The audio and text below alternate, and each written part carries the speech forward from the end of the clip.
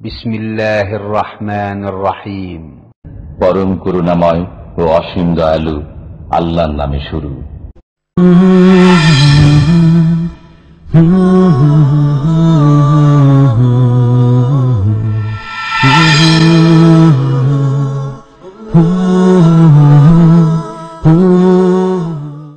ومن أحسن قولا ممن دعا إلى الله وعمل صالحا وقال إنني من المسلمين.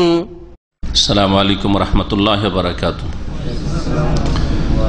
إن الحمد لله نحمده ونستعينه ونستغفره ونعوذ بالله من شرور أنفسنا ومن سيئات أعمالنا من يهده الله فلا مضل له ومن يضلل فلا هادي له وأشهد أن لا إله إلا الله وحده لا شريك له وأشهد أن محمدا عبده ورسوله صلى الله تعالى عليه وعلى آله وصحبه وسلم تسليما كثيرا.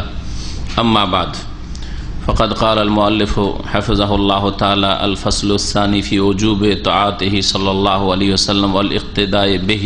تجب طاعة النبي صلى الله عليه وسلم بفعل ما أمر به وترك ما نهى عنه، وهذا من مقتضى شهادة أنه رسول الله.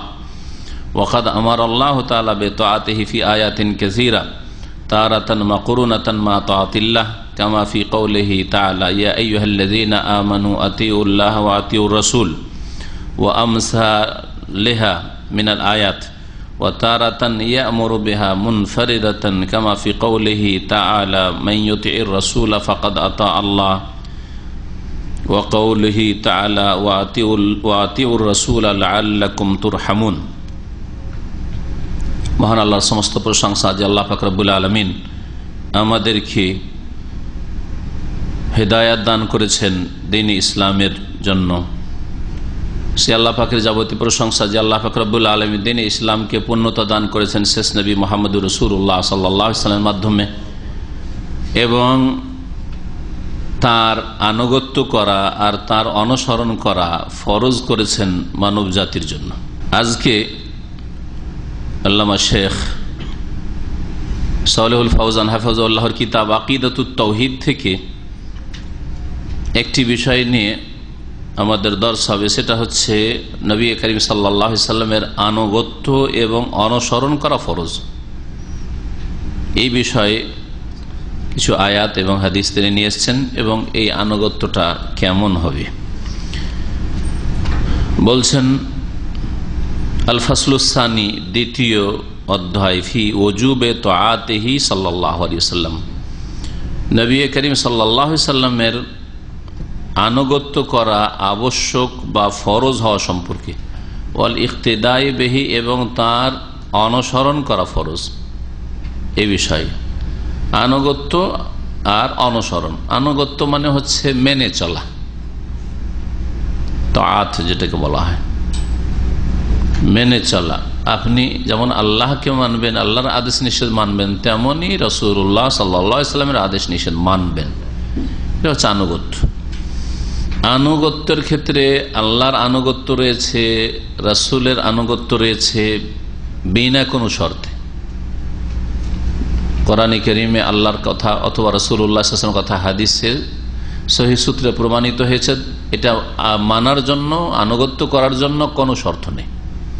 নিঃশর্তভাবে আল্লাহ এবং তার রাসূলকে মানতে হবে, তার আনুগত্য করতে হবে, আল্লাহর আনুগত্য করতে হবে, রাসূলের আনুগত্য করতে হবে। পক্ষান্তরে অন্যদেরও আনুগত্য রয়েছে শরীয়ত। ওয়া উলিল আমরি মিনকুম, যেমন তোমাদের মধ্যে যারা দায়িত্বশীল দুই ভাগে বিভক্ত, উলামায়ে হক, কোরআন সুন্নাহর আলেম যারা, তাদের কাছ থেকে জনসাধারণ সহি মাসলা জেনে নেবে এবং তাদের কথা মানবে, যার উপর আস্থা আছে, যে কোরআন সুন্নাহ মোতাবেক। আপনার আস্থা যেন থাকে যে কোরআন সুন্নাহ মোতাবেকই আমাকে রাস্তা দেখাচ্ছে, অন্ধভাবে নাই। আর যখনই এতে কোনো একটি ক্ষেত্রে স্পষ্ট হয়ে যাবে যে না, যার আনুগত্য করছি এই কথাটি ভুল, তখন ছেড়ে দেওয়া ফরজ। এইরকমই শাসকদের আনুগত্য করা, দেশের শাসক সমাজের শাসক যদি থাকে, শাসকের প্রতিনিধি প্রত্যেকটি এলাকা অঞ্চলে আছে, বাড়ির শাসক বাপ মা, এদের আনুগত্য করা। 5 ভাইয়ের একজন ভাইকে বাড়ির দায়িত্বশীল গার্জেন বানিয়ে দিয়েছেন, বাপ ইন্তেকাল করেছে, তাহলে তাকে মানা। স্বামীর আনুগত্য, এই আনুগত্যগুলি রয়েছে। কিন্তু এই আনুগত্যগুলি আল্লাহ এবং তার রাসূল সাল্লাল্লাহু আলাইহি সাল্লাম ছাড়া অন্যদের আনুগত্য শর্ত সাপেক্ষ। যদি কোরআন এবং হাদিসের বিরোধী না হয় তাহলে আনুগত্য রয়েছে, কোরআন এবং হাদিসের উল্টো হয় তাহলে তাদের আনুগত্য ছড়ে ফেলে দেওয়া ফরজ। এটা হচ্ছে আনুগত্য, যে আনুগত্যের ব্যাখ্যা করলাম। আনুগত্য মানে সহজ ভাষায় মানা, মানতে হবে। আর ইক্তেদা বা ইত্তিবা, এগুলির অর্থ হচ্ছে অনুসরণ করা। অনুসরণ করা মানে পেছনে পেছনে চলা। এই ক্ষেত্রে অনুসরণ, যিনি কোনো কাজ করেছেন ভালো কাজ, তার অনুসরণ করা। তো এই জন্য অনুসরণ শব্দটি আল্লাহর ক্ষেত্রে প্রযোজ্য নয়। অনেকে অর্থ বুঝে না, বলে আল্লাহর অনুসরণ। আল্লাহর কি অনুসরণ করে? আল্লাহ যেমন নামাজ পড়েন তেমন নামাজ, তো এটা হলো অনুসরণ। হ্যাঁ, তো ভুল কথা। আল্লাহর ইত্তেবার কথা কোরআন হাদিসে নেই, কথা আল্লাহর ইতাআতের কথা রয়েছে, আল্লাহর আনুগত্যের কথা রয়েছে। কিন্তু রাসূলুল্লাহ সাল্লাল্লাহু আলাইহি ওয়াসাল্লামের ক্ষেত্রে অনুসরণের কথা রয়েছে, ফলো করা। ইক্তেদা, আপনি বাস্তবে নামাজ শিখতে চাইছেন একজন ভালো ওস্তাদের কাছে, আলেমের কাছে, তো তার অনুসরণ করবে। তিনি যেমন নামাজ পড়েন, যদি সহিহ হাদিস মোতাবেক নামাজ পড়েন।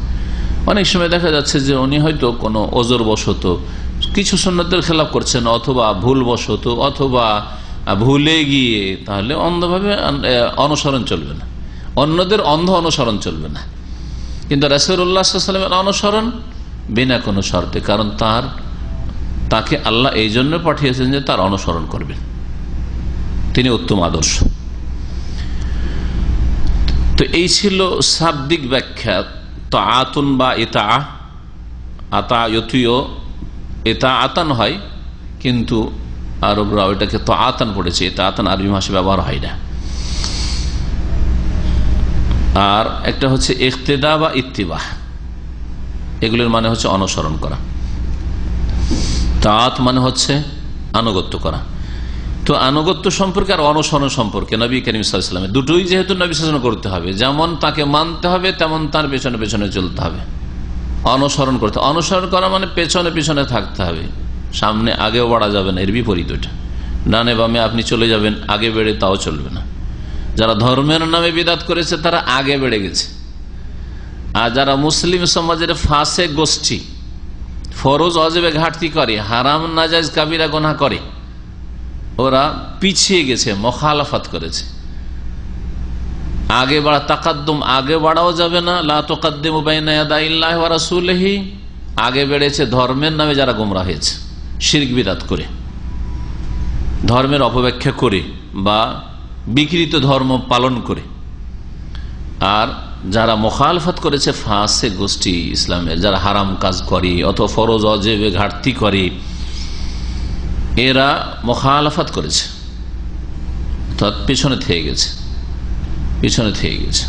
যদিও মুখালাফাতের ব্যাপক অর্থে যারা আগে বেড়ে গেছে তারাও বিরোধিতা করেছে, তারাও বিরোধিতা করেছে। সুতরাং এই মুখালাফাত শব্দটির মধ্যে বিদাতিরাও সম্পর্ক। আতুন নবী সাল্লাল্লাহু আলাইহি ওয়াসাল্লাম বেফেলে মা আমারা বিহি, নবী করিম সাল্লাল্লাহু আলাইহি ওয়াসাল্লামের আনুগত্য ফরজ। শেখ বলছেন কিভাবে আনুগত্য করবেন, তাকে মানবেন? বল বেফেলে মা আমারা বিহি, যা তিনি নির্দেশ দিয়েছেন তা করার মাধ্যমে, তার বাস্তবায়নের মাধ্যমে। উনি করতে বলেছেন, আপনি করবেন। 5 ওয়াক্ত সালাত পড়তে বলেছেন, পড়বেন। হ্যাঁ, সালাত যেইভাবে তিনি আদায় করতে হবে সেইভাবে আদায় করবেন। এটা হচ্ছে আনুগত্য মানা। ও তারকে মানহা আনহু, আর যেসব কথা কাজ হতে নিষেধ করেছেন সেগুলিকে পরিত্যাগ করার মাধ্যমে। নবী সাল্লাল্লাহু আলাইহি ওয়াসাল্লাম পানাহারের ক্ষেত্রে খাবায়েস থেকে বারণ করেছেন, নিষেধ করেছেন। সুতরাং পানাহারের ক্ষেত্রে খাবায়েস, নোংরা, যেগুলি আপনার জন্য ক্ষতি করে, হ্যাঁ, আপনার জান মাল ধন সম্পদ পরিবার পরিজন পরিবেশের ক্ষতি করে, সেগুলি হচ্ছে খাবায়েস। তার মধ্যে হচ্ছে ধূমপান, হ্যাঁ, মাদক দ্রব্য ইত্যাদি। এইরকমই যেগুলিকে আল্লাহ পাক রব্বুল আলামিন বা তার রাসূল সাল্লাল্লাহু আলাইহি ওয়াসাল্লাম আরো হারাম করেছেন, যেগুলি যেমন সুদ, ঘুষ। তো যেগুলি আল্লাহ নিষেধ সেগুলি থেকে বেঁচে থাকা বা সেগুলিকে পরিত্যাগ করার মাধ্যমে আনুগত্য প্রকাশ করতে হবে। তাহলে দুটোই লাগবে, যেমন যা আদেশ হয়েছে তা পালন করা আনুগত্য, তাকে মানা, তেমন যেগুলি নিষেধ করেছেন সেগুলি থেকে বেঁচে থাকা হচ্ছে তাকে মানা, রাসূলুল্লাহ সাল্লাল্লাহু আলাইহি ওয়াসাল্লাম মানা। আর নবীর এই আনুগত্য এই কালিমা থেকে, কালিমার অংশ থেকে প্রমাণিত হয়। আপনি যখন সাক্ষ্য প্রদান করেছেন আশহাদু আল্লা ইলাহা ইল্লাল্লাহ, আমি সাক্ষ্য প্রদান করছি যে আল্লাহ ছাড়া কেউ সত্য মাবুদ নেই, তাহলে আল্লাহর জন্য ইবাদতকে আপনি খাস করে দিয়েছেন। ইবাদতে কারো অংশ নেই, নবী রাসূল ওলিয়া উলিয়া কারো অংশ নেই, জীবিত মৃত কারো অংশ নেই। লা ইলাহা ইল্লাল্লাহর মাধ্যমে ইবাদতকে আল্লাহর জন্য খাস করে দিয়েছেন। আর মুহাম্মাদুর রাসূলুল্লাহ যখন শাহাদাত ওয়া আশহাদু আন্না মুহাম্মাদান রাসূলুল্লাহ, আর আমি এই কথারও সাক্ষ্য প্রদান করেছি যে মুহাম্মদ সাল্লাল্লাহু আলাইহি ওয়াসাল্লাম আল্লাহর রাসূল। রাসূলুল্লাহ যখন বলেছেন যে আল্লাহর তিনি দূত, তো দূত আল্লাহর তরফ থেকে দ্বীন নিয়ে এসেছেন, সুতরাং তার আনুগত্য করতে হবে। তিনি যা হুকুম করেছেন পালন করতে হবে, নিষেধ করেছেন পরিত্যাগ করতে হবে। ওয়াহাযা মিন মুক্তাদা শাহাদাত আন্নাহু রাসূলুল্লাহ, আর এটি হচ্ছে যে রাসূলুল্লাহ সাল্লাল্লাহু আলাইহি ওয়াসাল্লাম যে আল্লাহর রাসূল, মুহাম্মদ সাল্লাল্লাহু আলাইহি ওয়াসাল্লাম আল্লাহর রাসূল, এই কথার সাক্ষ্য প্রদানের দাবি।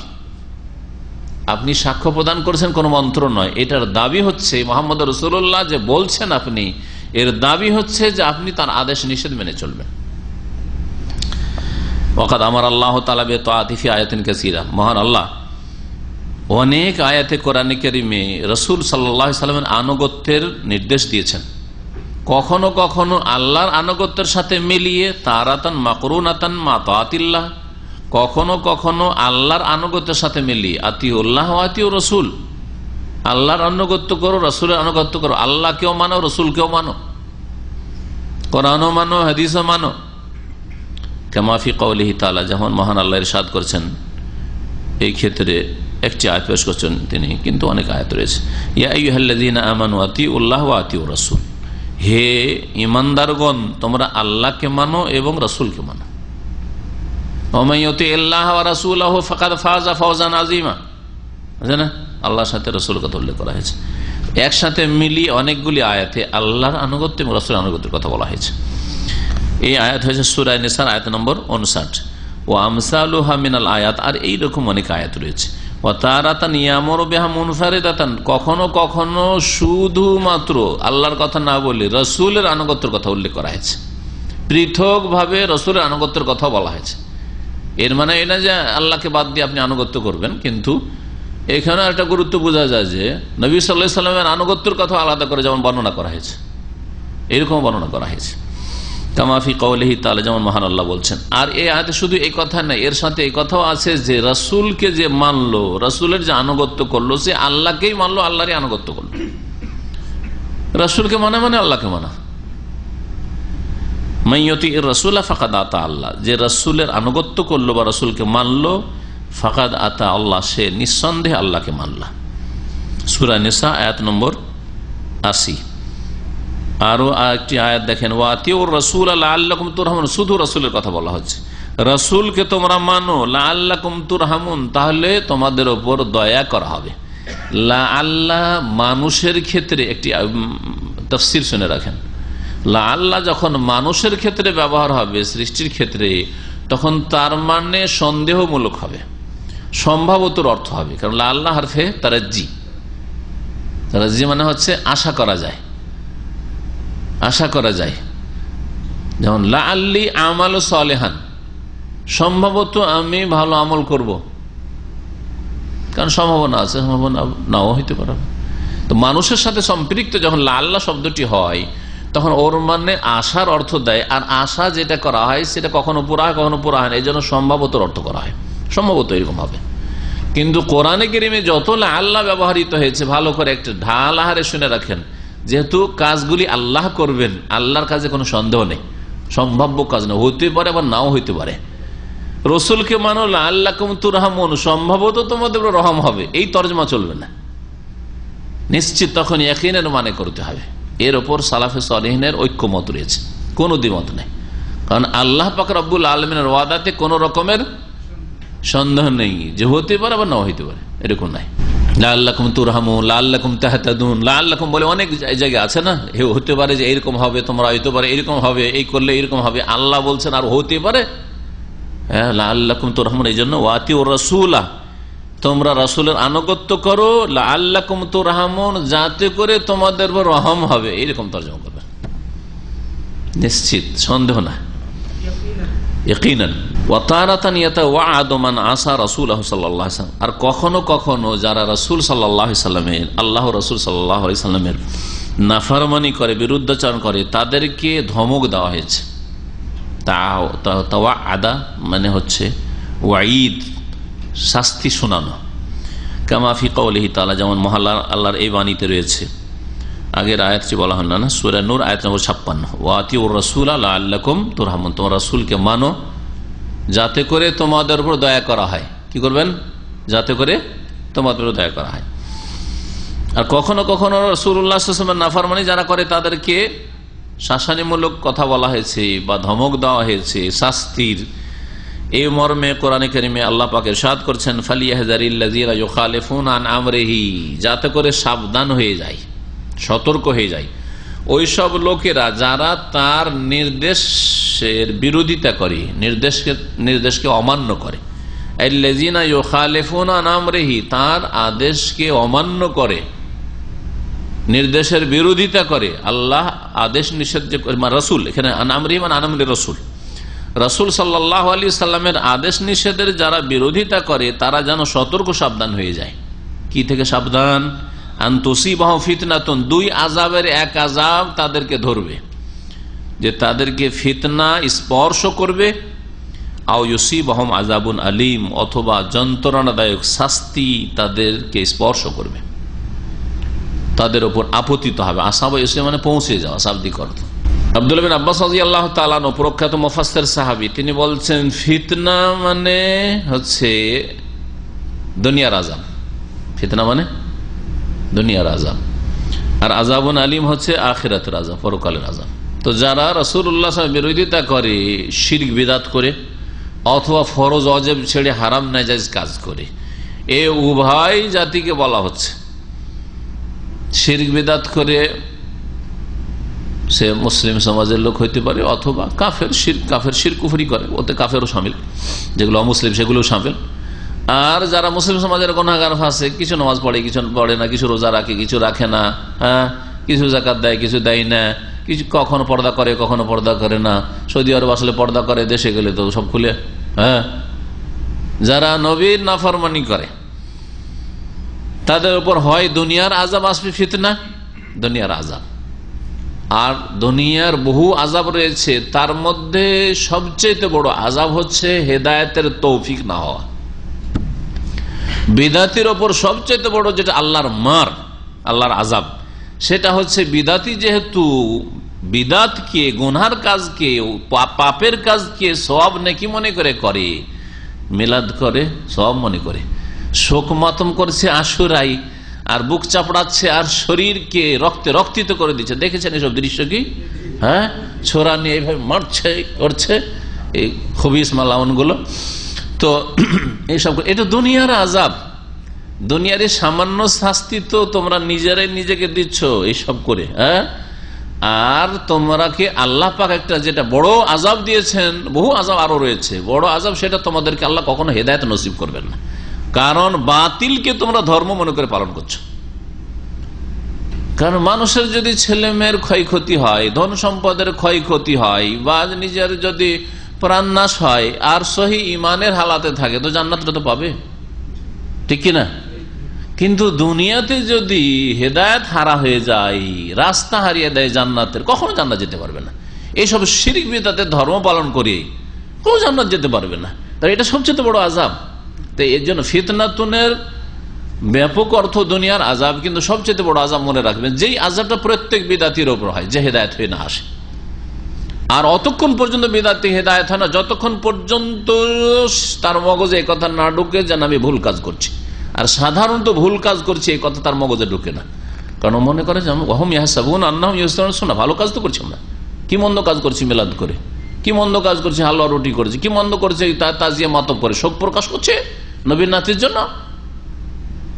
জি হ্যাঁ, খুব ভালো কাজ করছি, এই ধারণা তাদের। আও ইউসিবাহুম আযাবুন আলিম, আও অথবার অর্থ হয় আর কখনো কখনো দুটোই একত্রিত হইতে পারে। দুনিয়ার আযাব মানে আর আখিরাতে আযাব এমন কথা নাই। দুনিয়াতে কখনো কখনো আল্লাহ ছেড়ে দেন অনেক পাপীকে, অনেক বিদআতীকে হয়তো ছেড়ে দেন, অনেক পাপীকে ছেড়ে দেন আল্লাহ পাক রব্বুল আলামিন। হয়তো দুনিয়ার যেগুলিকে আযাব মনে করেছে, বালা মুসিবত মনে করছে, সেগুলি আসলো না, কিন্তু আখিরাতের আযাব নিশ্চিত রয়েছে। এই তুসিবাহুম ফিতনাতুন ফি কুলুবিহিম মিন কুফরিন আও নিফাকিন আও বিদআতিন। এই জন্য ফিতনা তাফসীর করতে গিয়ে শেখ কি বলছেন, যে অন্তরে কুফরি এমন হয়ে বসে গেল যে কুফরি বের হইল না। নাস্তিক, একজন মুসলিমের নাস্তিক হয়ে যায়, এটা সবচেয়ে বড় আযাব তার জন্য। একজন মুসলিম ধর্ম নিরপেক্ষতায় বিশ্বাসী হওয়া সবচেয়ে বড় আযাব তার জন্য, ঈমান হারা। একজন মুসলিম কমিউনিস্ট বিশ্বাসগত দিক থেকে, তার জন্য সবচেয়ে বড় আযাব, কারণ সে জান্নাতের রাস্তাতে নেই, জাহান্নাম।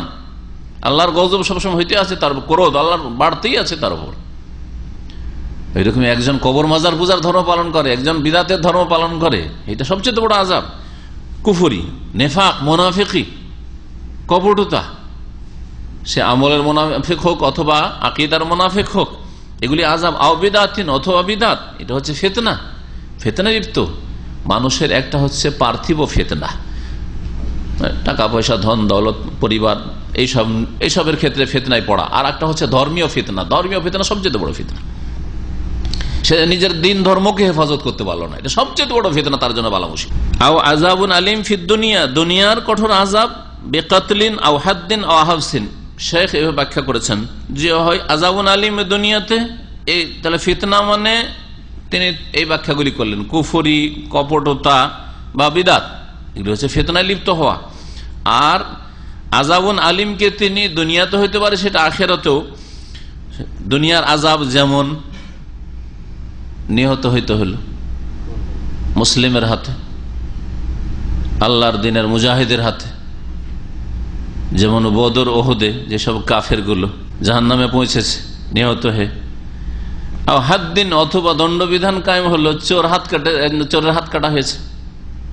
পেশাস খুন করেছিল, সেজন্য খুনের বদলে তাকে খুন করা হয়েছে। জেনা করেছিল, সেজন্য তার জেনার দণ্ডবিধান, তাকে অবিবাহিত হলে তাকে বেত্রাঘাত করা হয়েছে, চাবুক লাগানো হয়েছে 100, আর না হলে যদি বিবাহিত হয় তাহলে তাকে রজম করা হয়েছে। এগুলি হাদ। আও হাবসিন, অথবা বন্দী করা হয়েছে। আও গায়রা যালিকা, অথবা এছাড়া অন্য কিছু, মিনাল উকুবাতিল আজেলা, নগদ শাস্তির মধ্যে থেকে। নগদ শাস্তি মানে দুনিয়ার শাস্তি। আযাবুন আলিম, আখিরাতের শাস্তিও শামিল আছে। কখনো কখনো আল্লাহ পাক ছাড় দেন, কিন্তু ছেড়ে দেন না। আল্লাহ পাক রব্বুল আলামিন কোরআনের ভাষায় বলেছেন আমহিলহুম রুয়াইদ। আমহিল, ইমহাল মানে ছাড় দেওয়া, ছেড়ে দেওয়া নয়। আর ওই আমহেল মাহলুন, মাহ মিম হা লামকে যদি হাকে আগে করে দেন, হা মিম লাম করেন, দিয়ে এহমাল করেন। এহমাল মানে ছেড়ে দাও, এহমাল মানে উপেক্ষা করে, ছেড়ে দাও। মুহমাল মানে অকেজো জিনিস। তো আল্লাহ কোন জায়গায় এহমাল বলেননি, আমহেল বলেছেন। ফামাহিলিল কাফিরিন, আল্লাহ বলেছেন কাফেরকে ছাড় দাও, ছেড়ে দিও না, এই কথা বলা হয়েছে, ছেড়ে দেওয়ার কথা বলা হয়। আল্লাহ ছাড়বেন না কখন। ওয়াখাজাল আল্লাহ তাআলা ওয়াত্তিবাহু সাবাবান লিনাইল মাহাব্বাতিল্লাহি লিল আবদি ওয়া মাগফিরাতি যুনুবিহি। আল্লাহ পাক রব্বুল আলামিন নবী করিম সাল্লাল্লাহু আলাইহি ওয়াসাল্লামের আনুগত্যকে এবং তার অনুসরণকে আল্লাহর ভালোবাসা অর্জন করার উপায় বলে আখ্যায়িত করেছেন বান্দার জন্য, এবং বান্দার গুনাহ মার্জনার উপায় বলে আখ্যায়িত করেছেন। অর্থাৎ আল্লাহ রসুলের আনুগত্য করলে এবং তার অনুসরণ করলে কি পাওয়া যায়? আল্লাহর মহাব্বত, ভালোবাসা পাওয়া যায়। আর আল্লাহ যদি ভালোবাসে তাহলে আপনার আবার চিন্তা কিসের? আল্লাহ যাকে ভালোবাসেন তাকে কি জাহান্নামে ঠেলে দেবেন? কোশ্চেন কালেও না। আর আল্লাহ রাব্বুল আলামিন গুনাহ মাফও করে দেন। যেমন মহান আল্লাহ ইরশাদ করেন সূরা আলে ইমরান আয়াত নম্বর 31, কুল ইন কুনতুম তুহিব্বুন আল্লাহ ফাত্তাবিউনি ইউহিব্বুকুমুল্লাহ। হে নবী বলো, ইন কুনতুম তুহিব্বুন আল্লাহ, তোমরা যদি আল্লাহকে ভালোবাসো, তোমরা যদি আল্লাহকে ভালোবাসো মানে ভালোবাসার দাবি করো, তাহলে এই দাবির প্রমাণ হচ্ছে ফাত্তাবিউনি। 1 নম্বর প্রমাণ হচ্ছে ফাত্তাবিউনি, আমার অনুসরণ করো। আমি মুহাম্মদ সাল্লাল্লাহু আলাইহি ওয়াসাল্লাম, আল্লাহ পাক তাকে বলতে বলছেন যে আমার অনুসরণ করো। রাসূলুল্লাহ সাল্লাল্লাহু আলাইহি ওয়াসাল্লামের অনুসরণ, এখানে ইত্তেবার কথা আসলে, তাহলে ইক্তেদা আর ইত্তেবা একই অর্থে। অনুসরণ করো, তাহলে কি পাবে? আল্লাহকে ভালোবাসার দাবি করলে তার জন্য একটা প্রমাণ পেশ করে দাও, নবীর অনুসরণ করা। নবীকে মানছো, নবীর অনুসরণ করছো, তাহলে আল্লাহকে যখন ভালোবাসার প্রমাণ পেশ করে দিতে পারলে, বিনা দলিলে তোমাদের কথা নয়, তখন ইউহিব্বুকুমুল্লাহ, আল্লাহ তোমাদেরকে ভালোবাসবেন। ভালোবাসার বদলে ভালোবাসা পেলে, সমান তো পেয়ে গেলে। তারপরে বান্দার ভালোবাসা, আর সেটা হচ্ছে খালেক মাবুদের ভালোবাসা, আল্লাহর ভালোবাসা, কত পার্থক্য। তারপর ভালোবাসার বদলে ভালোবাসা পেলে অতিরিক্ত আরো বোনাস, ওয়াগফির লাকুম যুনুবাকুম, এবং তোমাদের গুনাহগুলিকে আল্লাহ মাফ করে দেবেন। আল্লাহ যেন আমাদের গুনাহ খাতা মাফ করে দেন। আল্লাহকে যথাযথ ভালোবাসার, যেমন ভালোবাসা আল্লাহ চান, ভালোবাসার যেন তৌফিক দান করেন। ওয়া জাআলা তাআতাহু হিদায়াতান ওয়া মাসিয়াতাহু দালালান। নবী করিম সাল্লাল্লাহু আলাইহি ওয়াসাল্লাম আনুগত্যকে আল্লাহ হেদায়েত বলেছেন, অর্থাৎ নবীকে মানলেই হেদায়েত নসিব হবে, না হলে কখনো হেদায়েত নসিব হবে না। আর নবীর নাফরমানিকে গুমরাহি বলে আল্লাহ আখ্যায়িত করেছেন। যেমন মহান আল্লাহ ইরশাদ করেছেন, ওয়াইন তুতিউহু তাহতাদু, যদি নবীর আনুগত্য করো, নবীকে মানো, তাহলে তোমরা হেদায়েত পেয়ে যাবে, হেদায়েত প্রাপ্ত হবে। সূরা নূর আয়াত নম্বর 54। ওয়াইন তুতিউহু তাহতাদু। আর নবীর নাফরমানিকে দলাল বলেছেন, এরকম আয়াত রয়েছে।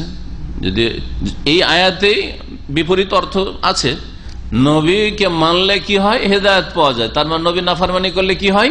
হেদায়েতের বিপরীতটা পাওয়া যায়, সেটা হচ্ছে দলাল, গুমরাহি।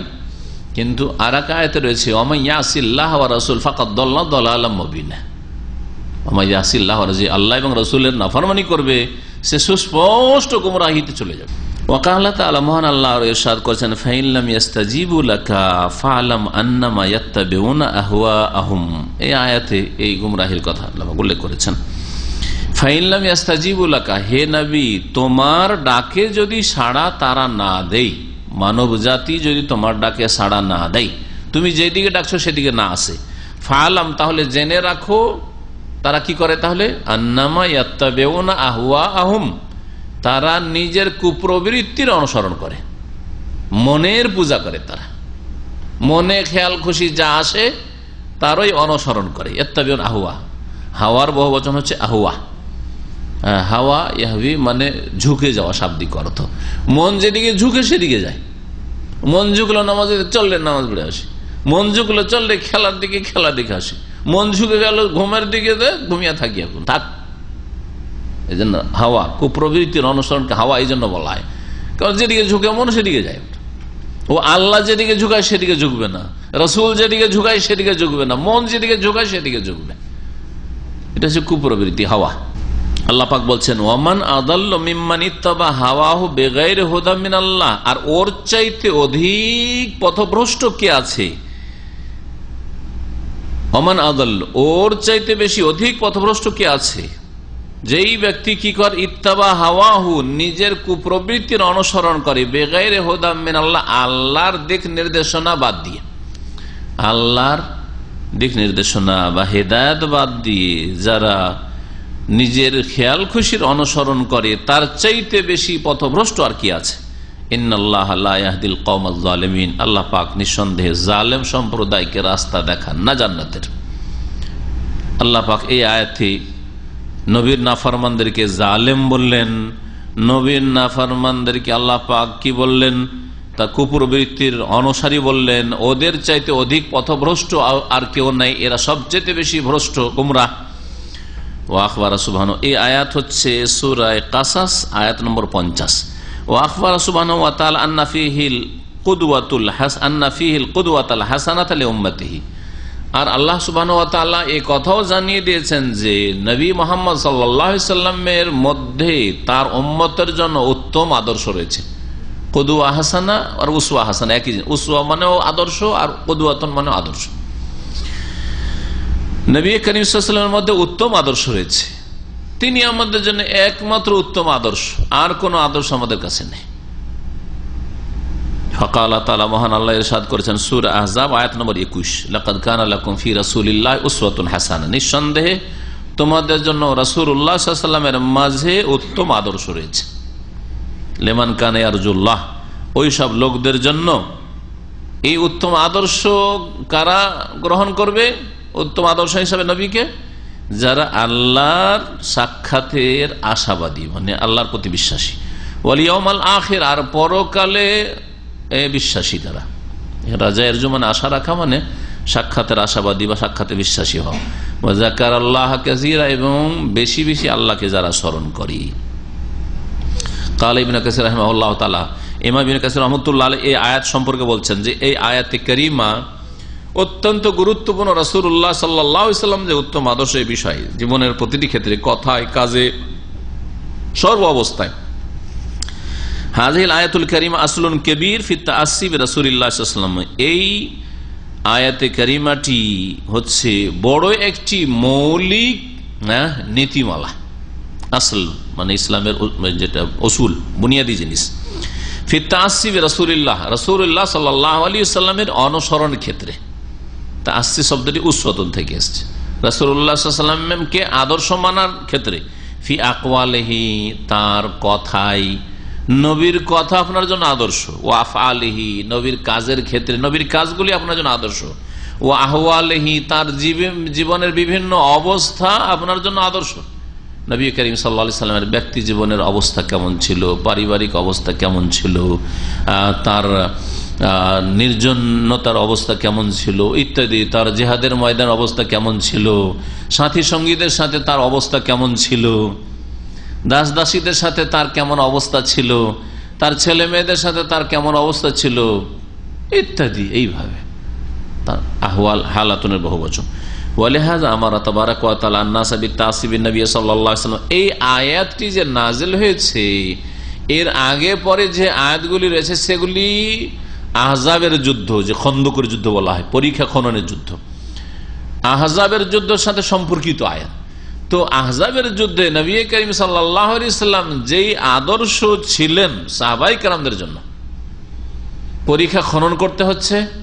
নবী করিম সাল্লাল্লাহু আলাইহি ওয়াসাল্লাম সাহাবায়ে কেরামদেরকে শুধু হুকুম করছেন তোমরা খনন করো, শুধু অর্ডার, হুকুম করো আর আমার খিদমত করো, হ্যাঁ, আর আমার কাপড় চোপড় এই মাল সামান শুধু বয়ে নিয়ে যাও, খাবার দাবার নিয়ে এসে দাও, পীর সাহেব বসে খাচ্ছে, এরকম। একটা পীরের কটা খাদেম লাগে দেখেছেন কি? এক পীর হজে এসছে, গতবার হজে এসছেন, নামটা না বলেই ভালো। তো এসে পড়ে গেছে ওই ভিআইপিদের সাথে, আমার এতে পড়েছে।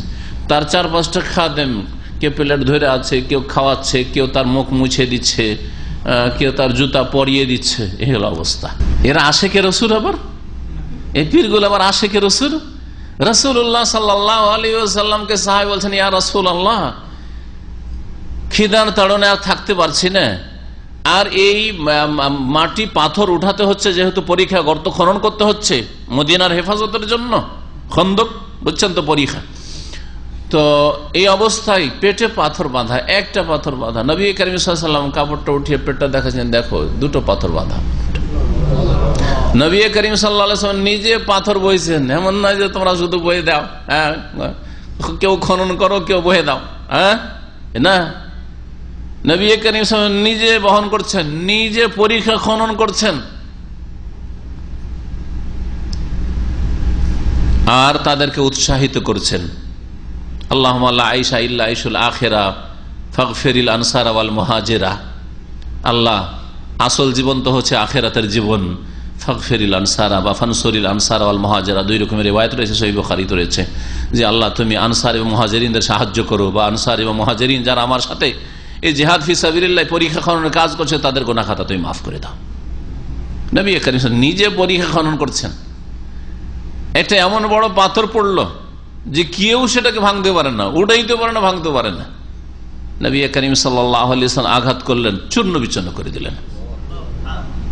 আর একটা নূর চমকে উঠল, বলছে সেই নূরে আমার জন্য শাম দেশের যে রাজ দরবার রয়েছে, রাজ প্যালেস রয়েছে, তা আমার জন্য কি হয়েছে?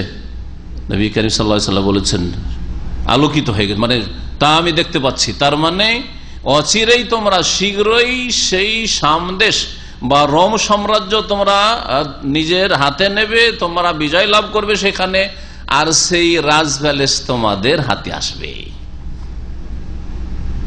কোথায় গর্ত খনন করছেন, মদিনার হেফাজত নিয়ে পেরেশান, কেমন করে মদিনার হেফাজত করব। আর আকাশের খবর, তারকার খবর নবী করিম সাল্লাল্লাহু আলাইহি ওয়াসাল্লাম দিচ্ছেন, কিন্তু তিনি নিজের পক্ষ থেকে বলছেন না, ওহীর মাধ্যমে বলছেন। এই জন্য ৫ম হিজরিতে নবী করিম সাল্লাল্লাহু আলাইহি ওয়াসাল্লাম এই খবর দিচ্ছেন, তাই না, খন্দকের যুদ্ধ।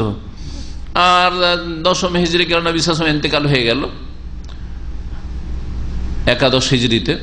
রবিউল আউয়াল মাস যদি মুহররম থেকে বছর শুরু ধরেন তাহলে একাদশ হিজরি। এই জন্য যদি এইভাবে বুঝতে অনেকে আমাদের দেশের মশহুর যে নবী সাল্লাল্লাহু আলাইহি ওয়াসাল্লাম ইন্তেকাল কোন হিজরিতে হয়েছে না, সাধারণ মানুষ ১০ম হিজরি বুঝে, ১০ম হিজরি বুঝে।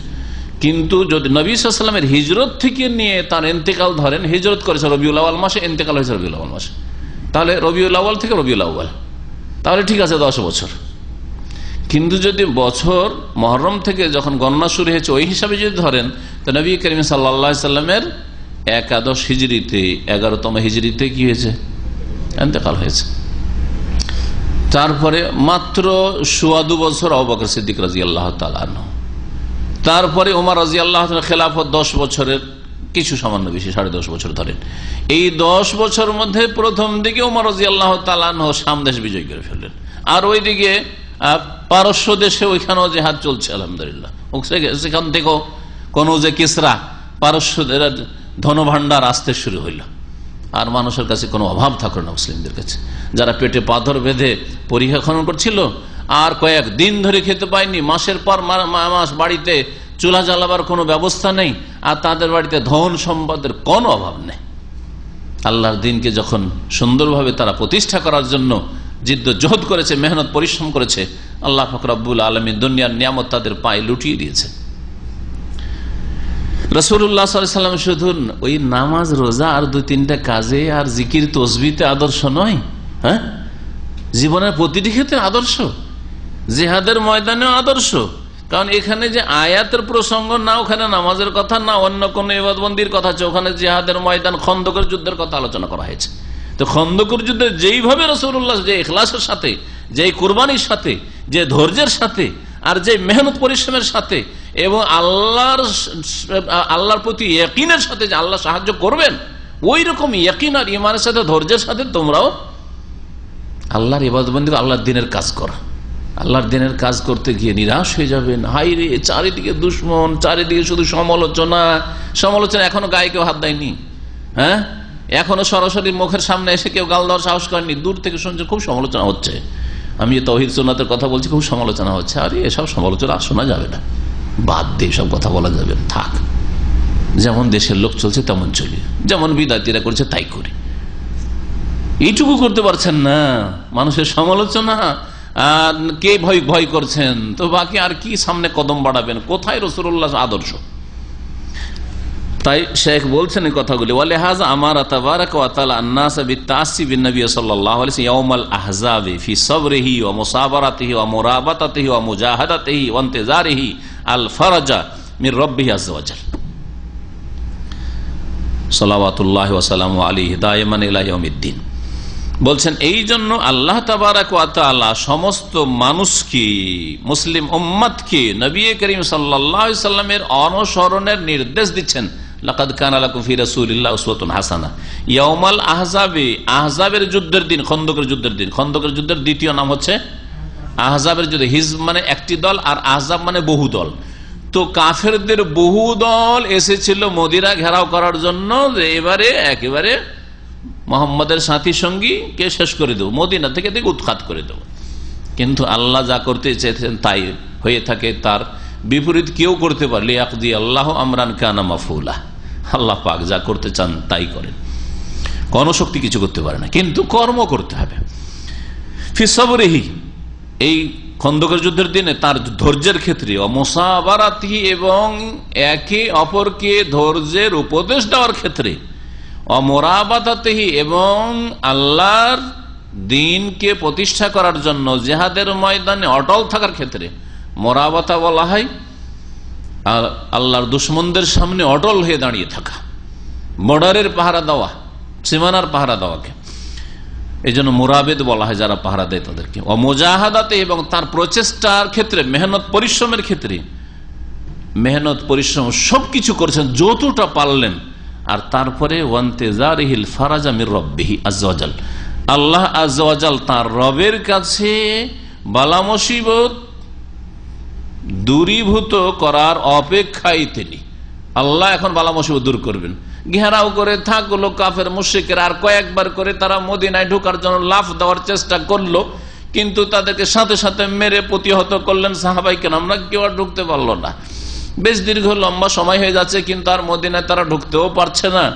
আর তারপরে আল্লাহ পাক রব্বুল আলামিন আসমানি আযাব পাঠালেন। কি পাঠালেন? হ্যাঁ, একবারে এমন ঘূর্ণিঝড় যে তাদের খেমা টেমা হাড়ি বাসন যা কিছু তাদের মাল সামান সব উড়িয়ে নিয়ে গেলেন। চোখ এত ধুলো যে কিছু আর দেখতে পায় না, সব কে কোন দিকে পালালো সব দিশেহারা। রিহান ওয়ানজালা রিহান, আল্লাহ পাক বলেছেন ওয়ারসালা রিহান, হাফেজ সাহেবরা পড়েন ও জুনুদান লাম তারাউহা, আল্লাহ পাক ঘূর্ণিঝড় পাঠালেন এবং জুনুদান লাম তারাউহা। কোরআন ওয়াকাদ যাকার আল্লাহু তাআলা রাসূল ওয়াত্তিবাহু ফি নাহবি 40 মাওদিআ মিনাল কোরআন। রাসূলুল্লাহ সাল্লাল্লাহু আলাইহি ওয়াসাল্লামের আনুগত্যের কথা এবং তার অনুসরণের কথা কোরআনে কারীমের 40-এর মতো জায়গায় উল্লেখ করা হয়েছে।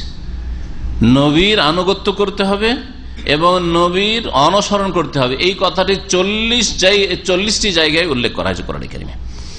ফান্নুফুস আহওয়াজ ইলা মারিফাতি মা জাআ বিহি ওয়াত্তিবাউহু বা ওয়াত্তিবাইহি মিনহা ইলা তামি ওয়াশ শারাব।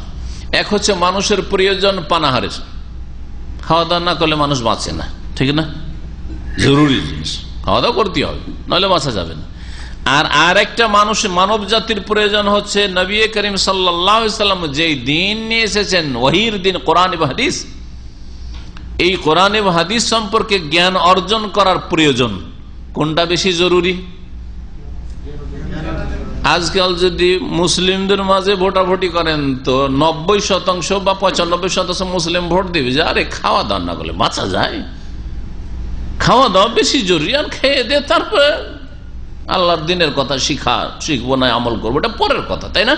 কিন্তু শেখ কি বলছেন শোনেন, বলছেন যে মানুষ নফুস মানে নফসে ইনসানি, মানব জাতি আহওয়াজ অধিক মুখাপেক্ষী এলা মারিফাতে মা জাআ বিহি, সেই দিন সম্পর্কে জ্ঞান অর্জন করার মুখাপেক্ষী যেই দিন নবী সাল্লাল্লাহু আলাইহি ওয়াসাল্লাম নিয়ে এসেছেন, অত্তেবাই এবং নবীর অনুসরণ করার অধিক মুখাপেক্ষী মিনহা ইলা তামি ওয়াশ শারাব, পানাহারের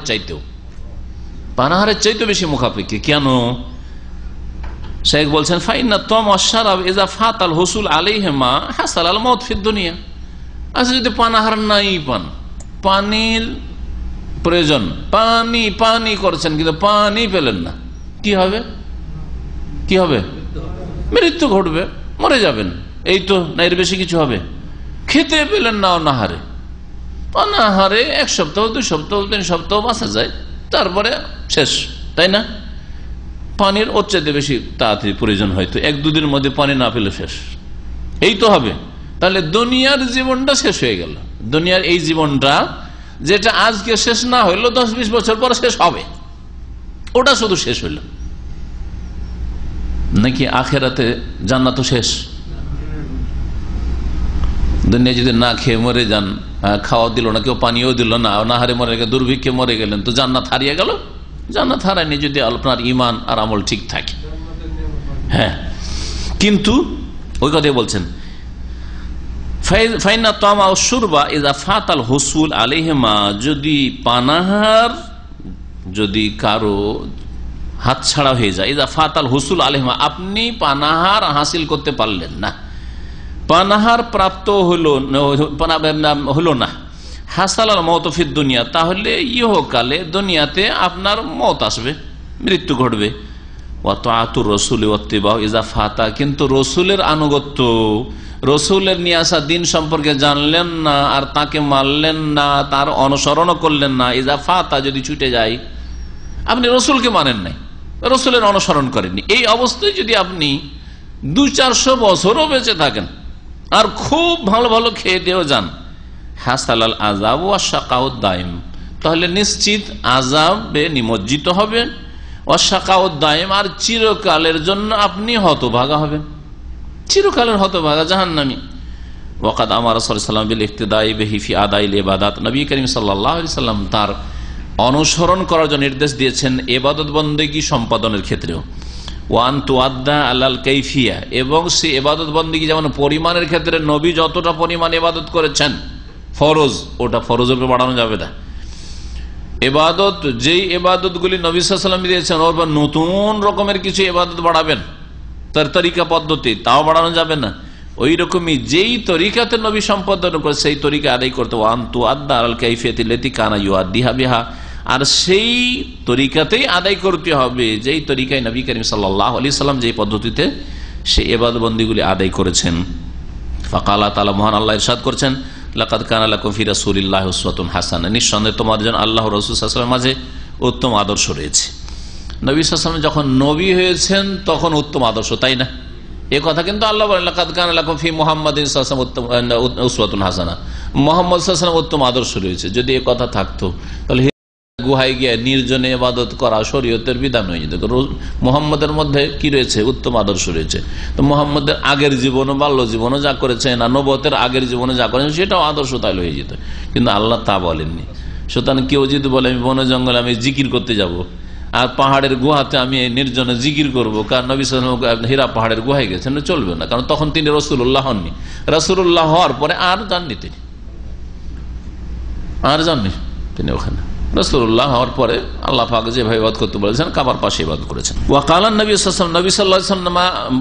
সাল্লাল্লাহু আলাইহি ওয়াসাল্লাম নামাজের পদ্ধতি সম্পর্কে বলছেন, সাল্লু কামা রাআইতুমুনি উসাল্লি, তোমরা সালাত আদায় করো যেমন ভাবে আমাকে সালাত আদায় করতে দেখে, নামাজ পড়তে দেখলে। হাদিস সহিহ বুখারীতে রয়েছে। ওয়াকালা, হজ সম্পর্কে বলছেন, উমরা সম্পর্কে বলছেন, খুযু আন্নি মানাসিকাকুম, তোমরা আমার থেকে তোমাদের হজ উমরার তরিকা শিখে নাও, গ্রহণ করে নাও। তাহলে হজ কেমন করতে হবে? যেমন নবী করিম সাল্লাল্লাহু আলাইহি ওয়াসাল্লাম হজ করেছেন।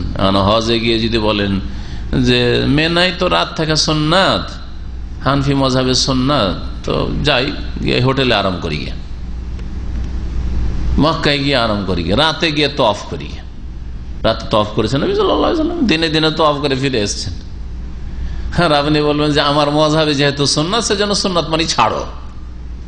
আরে মজাবও যদি হতে হয় সুন্নাত মানে করো, রবির সুন্নাত, তোর সুন্নাত মানে করো, কিন্তু না, সুন্নাত মানে ছাড়ো আর নবীর নাফরমানি করো। নবীর তরিকায় হজ করব না, আমি আমার হানফি মজাবের তরিকা হজ করব, আমি মালিকি মজাবের তরিকা হজ করব, আমি নামাজ পড়বো মালিকি মজাবের তরিকা, হাত ছেড়ে নামাজ পড়বো ইত্যাদি। এটা তো না।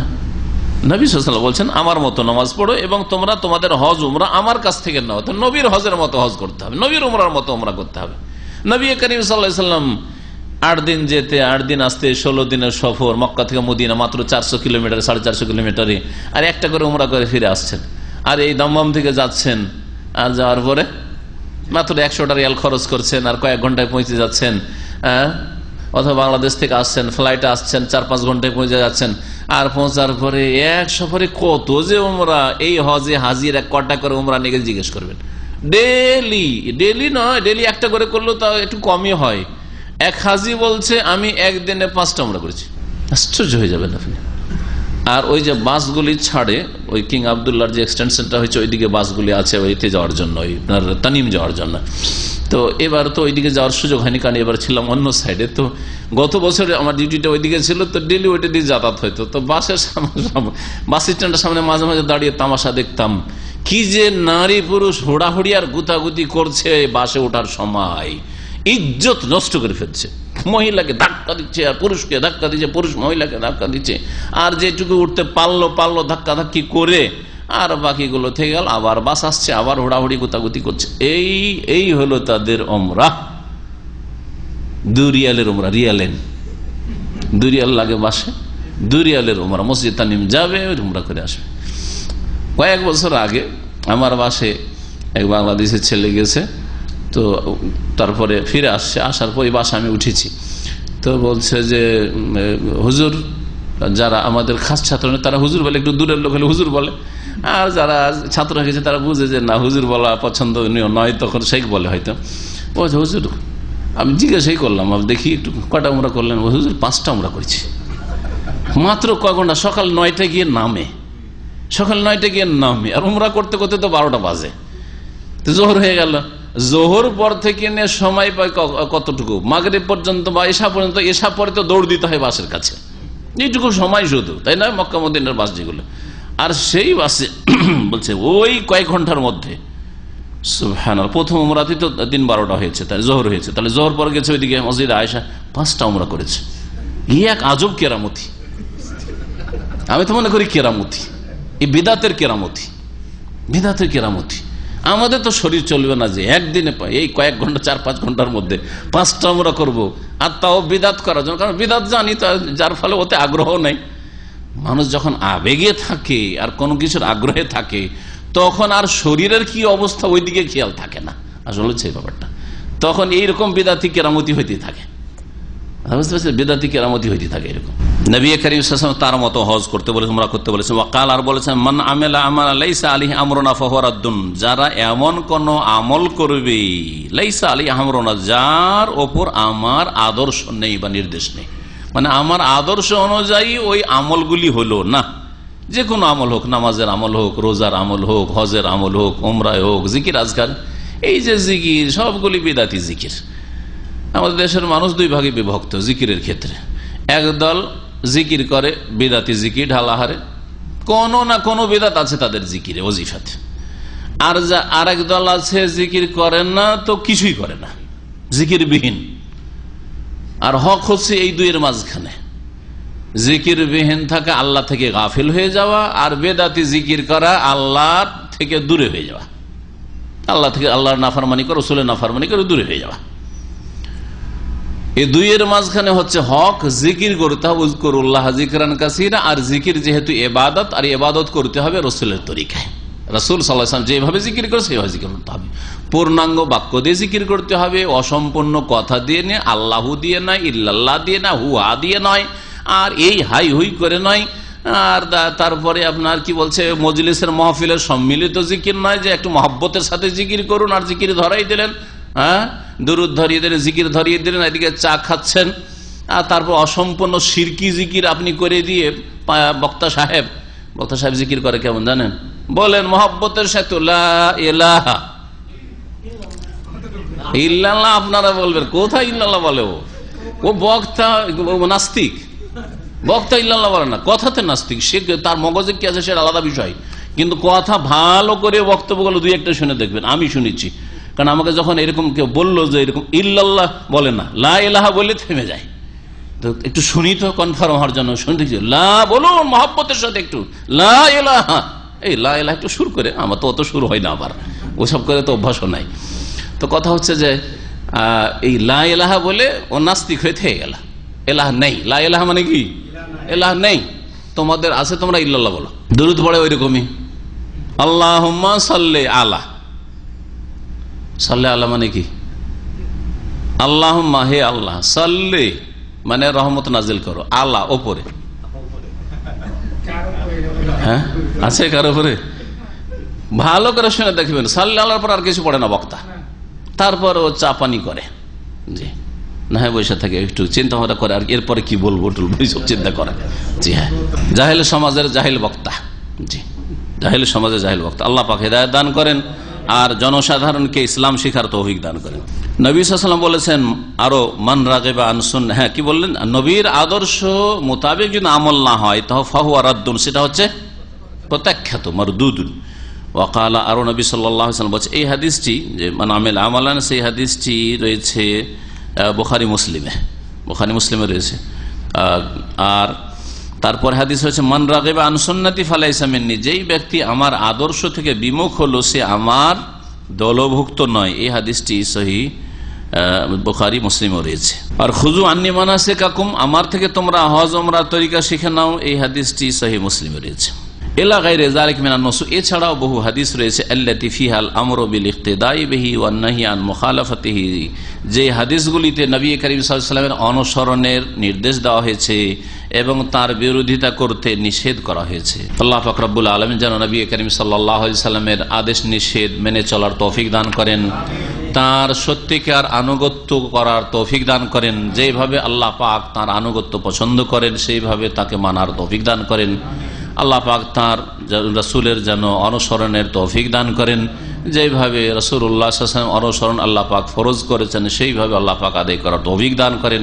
আল্লাহ পাক নবী করিম সাল্লাল্লাহু আলাইহি ওয়াসাল্লামের তরিকায় আমাদের হায়াত কাটাবার তৌফিক দান করেন এবং তার উপরে আমাদেরকে যেন মওত দান করেন আর তার উপরে আমাদেরকে হাসরে ওঠার তৌফিক দান করেন। নবী করিম সাল্লাল্লাহু আলাইহি ওয়াসাল্লামের শাফাত আল্লাহ পাক যেন আমাদেরকে দান করেন।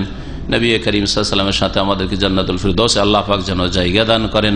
ওয়া সাল্লাল্লাহু আলা নবিয়িনা মুহাম্মদ ওয়া আলা আলিহি ওয়া সাহবিহি আজমাইন। গুরুত্বপূর্ণ প্রশ্ন বলছে যে কোন এক মেয়ে যদি ইসলাম গ্রহণ করে, অমুসলিম মেয়ে ইসলাম গ্রহণ করে, তাহলে ওই মেয়ের বিবাহ দেওয়ার সময় বা মহিলার বিবাহ দেওয়ার সময় কি তার কাফের অমুসলিম ওলি যে অভিভাবক রয়েছে তার বাপ যদি বেঁচে থাকে, বাপ অন্য কেউ নয়, তার অনুমতি আবশ্যক হবে? কারণ বিনা ওলিতে বিবাহ হয় না।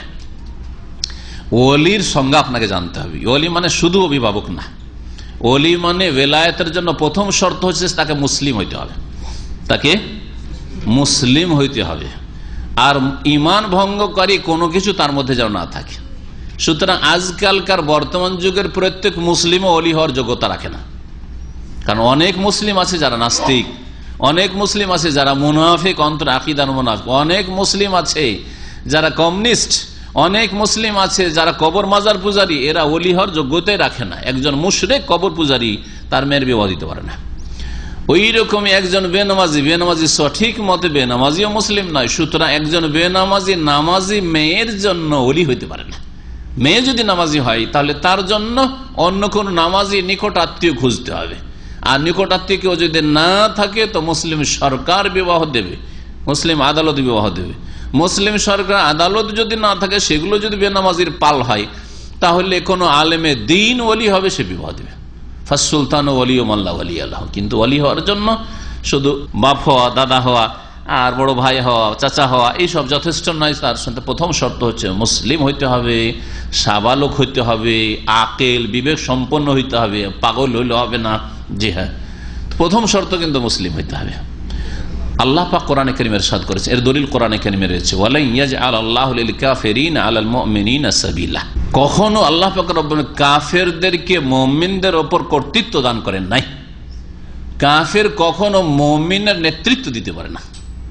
ওয়ালা ইয়াজআল, আল্লাহ কখনো শব্দটি ব্যবহার করেছেন, ওয়ালা ইয়াজআল লিল কাফির আল মুমিনিনা সাবিলা। সুতরাং কোন নামাজি মেয়ের বিবাহ দেবে, তৌহিদে বিশ্বাসী মেয়ে, সহিহ আকীদার, আর তার বাবা হচ্ছে মাজারপন্থী, মাজার পূজারী, বিবাহ দেবে জায়েজ নয়। ওর ওলি হওয়া জায়েজ নয়। কারণ ও মুশরিকের কাছে বিবাহ দিয়ে দিতে পারে, বেনামাজির কাছে বিয়ে দিয়ে দেবে, বেনামাজি বাপ, অযোগ্য সে, অযোগ্য সে, ওলি নয় কখনো। জি, এই ক্ষেত্রে মেয়ে আশ্রয় নিবে আইনের যে আমার বাবা আমার ওলি হওয়ার যোগ্য নয়, তার অধিকার রয়েছে আশ্রয় নেওয়ার, তাকে হক দেওয়া হয়েছে, ইসলামী হক দিয়েছে। যখন মুসলিমদের মধ্য থেকে যারা ঈমান ভঙ্গ করেছে, ঈমান নষ্ট করেছে, তারাই ওলি হওয়ার যোগ্যতা রাখে না, তাহলে অমুসলিম কি করে ওলি হইতে পারে? সুতরাং যেই নিউ মুসলিম মহিলা হবে বা মেয়ে হবে, তার অভিভাবক হবে মুসলিম শাসক যদি ওখানকার থাকে, বা শাসকের প্রতিনিধি, যেমন আদালত সেখানকার কাজী জজ মুসলিম, আর যেমন সৌদি আরবে আছে এরকম যদি হয় যে কাজী আছে মুসলিম, তাহলে ঠিক আছে। আর যদি না থাকে তাহলে অমুসলিম দেশে একটা ইসলামিক সংস্থা আছে, ইসলামিক সেন্টার আছে, আর সেখানে একজন ভালো আলেম আছে, সে একজন ভালো সেখানকার ইসলাম, যার হাতে সে ইসলাম গ্রহণ করেছে, সে বিয়ে পড়াবে, সে ওলি, সে হচ্ছে ওলি। ইউরোপ, আমেরিকাতে, ভারতে, এইসব দেশে কি করবেন আপনি? এইসব দেশে অমুসলিম একটা মুসলমান হলে একজন আলেমের দিন বিয়ে দিয়ে দিবে। আলেমের দিন যদি কাজী থাকে, অবশ্য ভারতের কোন এলাকায় কাজী, রেজিস্টার্ড কাজী আছে, মানে রেজিস্ট্রেশন পায় তারা, আদালতে নাই কিন্তু বাইরে এমনি কাজী তারা আছে রেজিস্ট্রেশন নিয়ে। তো যদি ওইরকম থাকে তাহলে ঠিক আছে, আর যদি না হয় তাহলে যে কোনো আলেমের দিন, ভালো আলেম, বিয়ে দিয়ে দেবে, দেখে যে কোনো জায়গায় আশ্রয় নেবে, যে আমার বিয়ের ব্যবস্থা করে দেবে। মুসলিম সমাজের দায়িত্বশীল আলেম ওলামাদের দায়িত্ব এইসব নতুন মুসলিম যারা হবে তাদের বিবাহের ব্যবস্থা করে দাও।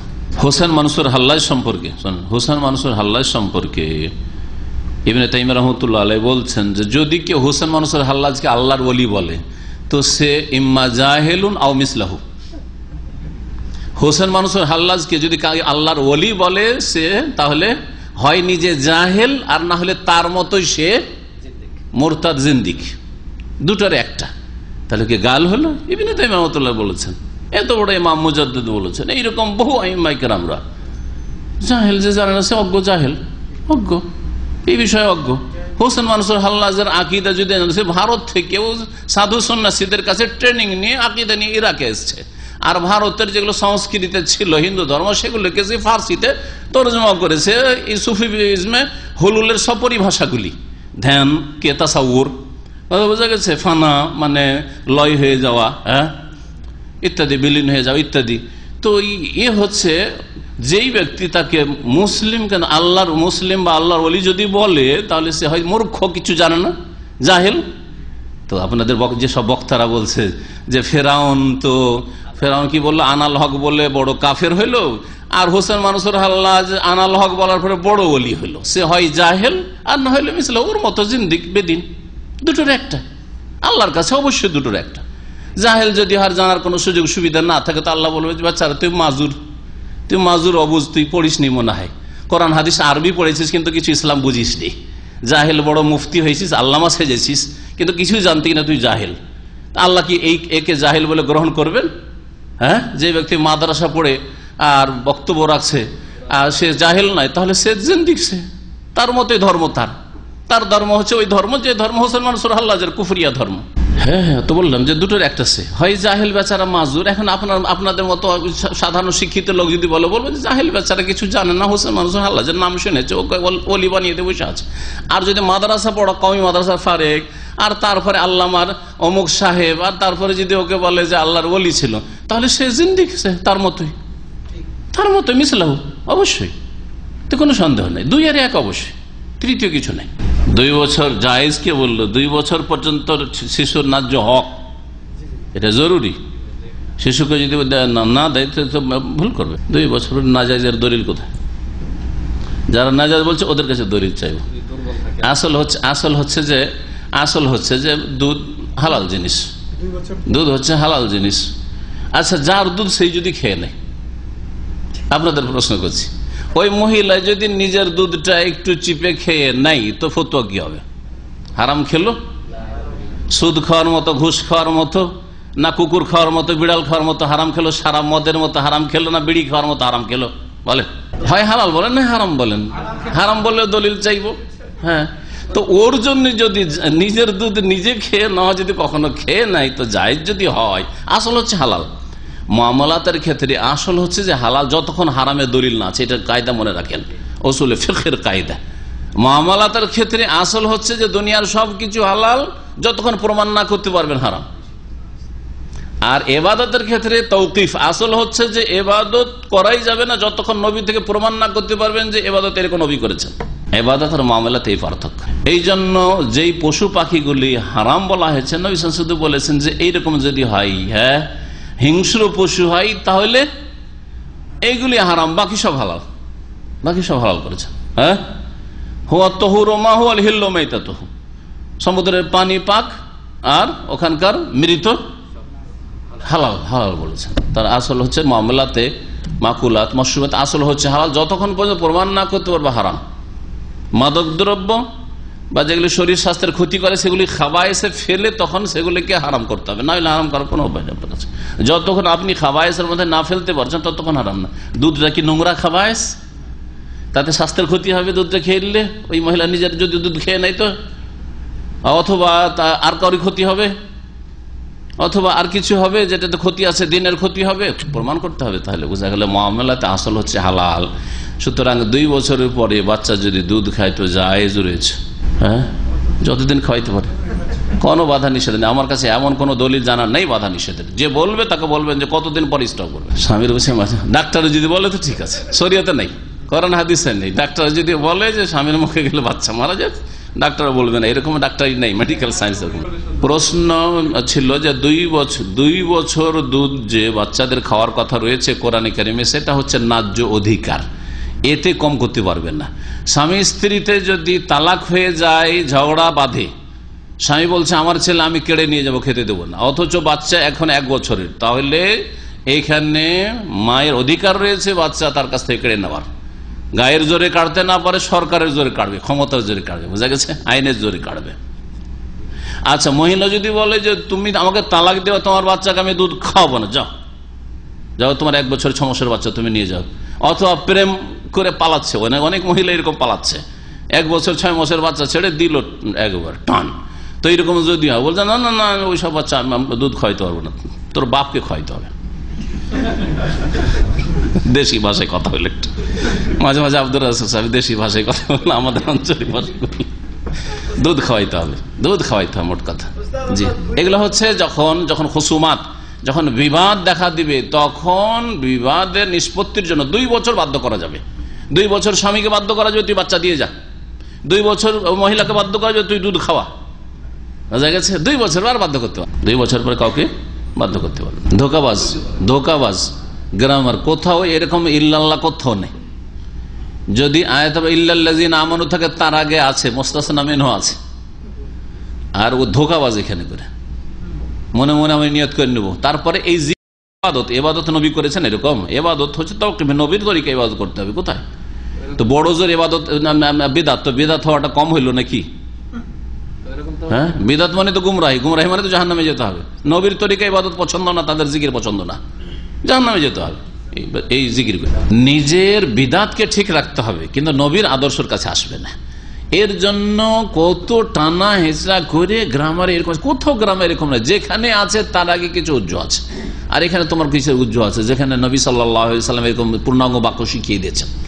নবী যদি করতেন কোন একদিন এইরকম ইল্লাল্লাহ, তাহলে ঠিক ছিল। বরং মুফরাদ কালিমা আল্লাহ দিয়েও জীবন ও নবী কোনদিন জিকির করেন, একদিনও জিকির করেন না। এটাও যে মারিফুল কোরআনে মুফরাদ কালিমা দিয়ে আল্লাহ জিকির জায়েজ করেছে, এটাও বিদআত। কোথায় এই জিকির আছে? তো ঠাট্টা মজাক করা। আমি বিভিন্ন উদাহরণ দিয়ে মানুষকে বুঝিয়ে, যাতে জনসাধারণ বুঝতে পারে। যারা বাপকেও কেউ যদি ডাকে আব্বা আব্বা করে, তো ধরে থাপড়াবে, ধরে চড়াবে, ঠিক না? মাকে যদি মা মা করে, তাহলে ধরে পিটুনি দিবে। হ্যাঁ, যে ঠাট্টা মজাক পেয়েছিস তুই, হ্যাঁ মস্করা শুরু করেছিস। কিন্তু যদি মা তোমাকে ভালোবাসি, মা তোমাকে খুব মনে পড়ে, মা তোমাকে ছেড়ে আমাকে মাদ্রাসা যেতে ভালো লাগে না, মা তোমাকে ছেড়ে আর বিদেশে ভালো লাগে না, কত খুশি হবে। কিন্তু যদি টেলিফোনে উঠে মা মা শুরু করেন, তো বলবো হয় ছেলে পাগল হয়েছে, আর না হলে ছেলে এই আমার কোন ঠাট্টা মজাক শুরু করেছে আমার সাথে, শয়তান। হ্যাঁ, ওই ছেলের মতো হয় পাগল এরকমই, আর না হলে ঠাট্টা মজাক করছে আল্লাহর সাথে। কওমি মাদ্রাসার কিছু ছাত্র বেয়াদব, আর এই বেয়াদবদেরকে শিক্ষা দিয়েছে বিদাতি বেয়াদব। বিদাতি তো ব দেওয়া আছে, আর বেয়াদবে ব আছে। বিদাতি বেয়াদব তাদের ওস্তাদ শিক্ষকগুলি, কারণ এরাও বেয়াদব আর বেয়াদবই শিখেছে কওমি মাদ্রাসায়। এরা শিখিয়েছে ঠাট্টা মজাক করা ইসলাম নিয়ে। নামাজ পড়ছে, আর সেই নামাজে পাকে দূরে করে রেখে দাঁড়াচ্ছে। আমি তাদেরকে বলবো যে তোমাদের মযহাবে আছে যে 2 পায়ের মাঝখানে মাত্র 1 বিঘত হবে অথবা 4 আঙ্গুল হবে, এর দলিল একটা হাদিস দাও তো। কিয়ামত পর্যন্ত, কিয়ামত পর্যন্ত সময় থাকলো এই মযহাবধারীদের, যে 2 পায়ের মাঝখানে শুধু এতটুকু ফাঁক রাখা চলবে, আর এর বেশি চলবে না। এর একটা হাদিস চাই, নিয়ে আসুক, কোথা থেকে নিয়ে আসছে। সুতরাং কারো শরীর মোটা হয়, তো যদি 1 বিঘতের জায়গায় আর একটু বেশি ফাঁক করে, কোনো অসুবিধার কথা নাই। এই ক্ষেত্রে কোনো বাধা ধরা এরকম কোন পরিমাণ নেই যে এতটা পরিমাণ শুধু ফাঁক রাখতে পারবেন, বা 2 পাকে একবারে মিলিয়ে রাখতে হবে, কোথাও এর প্রমাণ নেই। এগুলো মন গড়া কথা ফোকাহাদের, যে 1 বিঘত অথবা 4 আঙ্গুল বা কিছু 2 পায়ের মাঝখানে, কোনো হাদিস নেই সম্পর্কে। 2 নম্বর কথা, তারপরে মজাক কি নিয়ে করছে যে খুতবা যেহেতু আহলে হাদিসরা বাংলায় পড়ে, সেই জন্য আহলে হাদিসদের নামাজ নিয়ে মজাক করছে। প্রথম কথা নামাজ নিয়ে মজাক, তারা তখন আজান দিচ্ছে বাংলায়। এই বিদাতীদেরকে বলবো যে তোমাদের ধর্মে, তোমাদের হানাফি ফিকাতে, নুরুল আনোয়ারে আর সমস্ত ফিকার কিতাবগুলিতে আছে যে ইমাম আবু হানিফার কাছে সূরা ফাতিহাও ফারসিতে জায়েজ, আর তকবীরে তাহরিমা এগুলো ফারসি, যতগুলি তকবীর আছে নামাজের ভিতরে সবগুলি ফারসিতে জায়েজ। আরে নামাজের ভিতরে তোমাদের মযহাবে জায়েজ, তোমাদের মযহাবে নামের কাছে। আমাদের কাছে তো নামাজের বাইরে শুধু খুতবাটা অন্য ভাষায় জায়েজ। তাহলে তোমাদের ধর্ম নিয়ে তোমরা ঠাট্টা করছো, তোমাদের মযহাব নিয়ে তোমরা ঠাট্টা করছো, তোমাদের ইমাম সাহেবকে নিয়ে ঠাট্টা করছো। কারণ আবু হানিফা রাহমাতুল্লাহির কাছে আল্লাহ বুজুর্গ বার্তার আস্ত, আল্লাহ আকবার না বলে বলা জায়েজ, কেউ অস্বীকার করতে পারবে না। আসুক কেউ অস্বীকার করার মতো কোন মৌলবী থাকলে আসুক, তাদের কেউ আল্লাহ আকবার না বলে যদি আল্লাহ বুজুর্গ বার্তার আস্ত তাকবীর তাহরিমা করলেন, আর তারপর রুকুতে গেলেন আল্লাহ বুজুর্গ বার্তার আস্ত, হ্যাঁ, আর তারপরে সেজদায় গেলেন আল্লাহ বুজুর্গ বার্তার আস্ত, সেজদা থেকে উঠলেন, যতগুলি তাকবীর সবগুলি যে আল্লাহ বুজুর্গ বার্তার আস্ত ফারসিতে বলেন, তাহলে আবু হানিফার কাছে নামাজ জায়েজ হয়ে যায়। সূরা ফাতিহা শুরু থেকে শেষ পর্যন্ত বিসমিল্লাহির রহমানির রহিম থেকে ওয়ালাদ-দাল্লিন পর্যন্ত যদি ফার্সি ভাষায় পড়েন, ইউজাউযুল ইমামু আল কিরাআতা বিল লুগাতিল ফারসিয়াতি, নূরুল আনওয়ারে ইবারত আছে।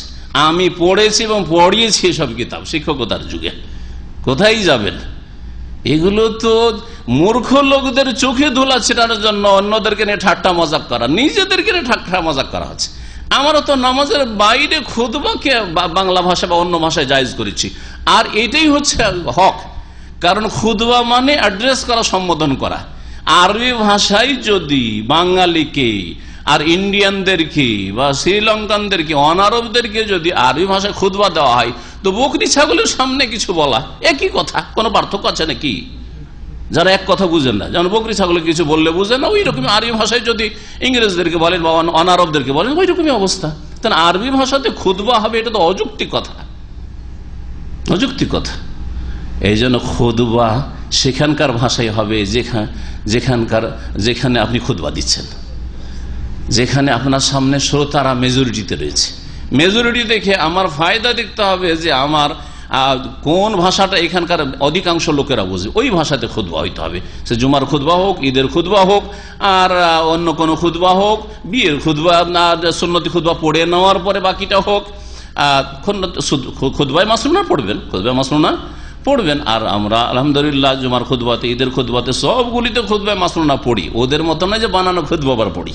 খুতবা মাসনুনা পড়ার পরে তখন খেতাব করি, সম্বোধন করি। খুতবা থেকে খেতাব করা, আর খেতাব করা মানে সম্বোধন করা। উর্দুতে শব্দটি ব্যবহার হয় मैं आपसे খেতাব करना चाहता हूं, আরবিতে বলা হয় আনা উরিদু আন উখাতিবাকুম। তাহলে খেতাব মানে তো সম্বোধন করা, খেতাব মানে তো মন্ত্র পাঠ করা না। এরা তো মন্ত্রের ধর্ম বানিয়ে ফেলেছে। সুতরাং যারা এই নামাজ নিয়ে মজাক করেছে, তারা আল্লাহকে নারাজ করেছে, তারা দিন নিয়ে ঠাট্টা মজাক করে ইমান ভঙ্গ করেছে, এবং আবু হানিফাকে নিয়ে মজাক করেছে, তাদের মজহাবকে নিয়ে মজাক করেছে, আমাদেরকে নিয়ে মজাক করেনি। এই বিদাতিগুলো ভালো করে শুনিয়ে দিন তাদেরকে। এই জন্য তো মন্ত্রী, আমি এটাকে বলেছি, মন্ত্রী মিনিস্টার আমাদের দেশে বড় বড় পুঁজিপতিরা মূর্খ কেন? ইসলাম জানে না কেন? এই জন্য তারা জুমাটা পড়তে আসে। যদি আমরা বিষয়ভিত্তিক জুমার খুতবাগুলো শুনিয়ে দিতাম বাংলায়, অনেক মাসলা মাসাইল মন্ত্রী মিনিস্টাররা জানতে পারতো, আর পুঁজিপতিরা জানতে পারতো। আর আলহামদুলিল্লাহ আমাদের এই জন্য আমাদের সহি আকিদার ভাইদের মসজিদে যারা নামাজ পড়ে, ডাক্তার, ইঞ্জিনিয়ার, মন্ত্রী মিনিস্টার নামাজ পড়লে ইসলাম জানতে পারে। সৌদি আরবে দেখেন তো, মন্ত্রী মিনিস্টার হলে ইসলাম সম্পর্কে যথেষ্ট জ্ঞান রাখে। কেন? কারণ তারা শোনে, তাদের নিজের ভাষায় খুতবা শুনছে। ওয়াজ মাহফিল শোনার জন্য আসবে না। কোনো মসজিদে দর্শ হলেও মন্ত্রী মিনিস্টার কখনো আসবে না। আসতে পারবে? সিকিউরিটি লাগবে তার জন্য। বড় বড় পুঁজিপতি পয়সা ছেড়ে, ব্যবসা ছেড়ে আসবে না, কিন্তু জুমা পড়তে আসবে, ঈদ পড়তে আসবেই। এই খুতবাগুলি বাংলাতে হইতে হবে বাঙালিদের জন্য, তাহলে ফায়দা হবে, তাহলে জাতিকে অজ্ঞতা থেকে মুক্ত করা যাবে। আল্লাহ পাক বুঝার তৌফিক দান।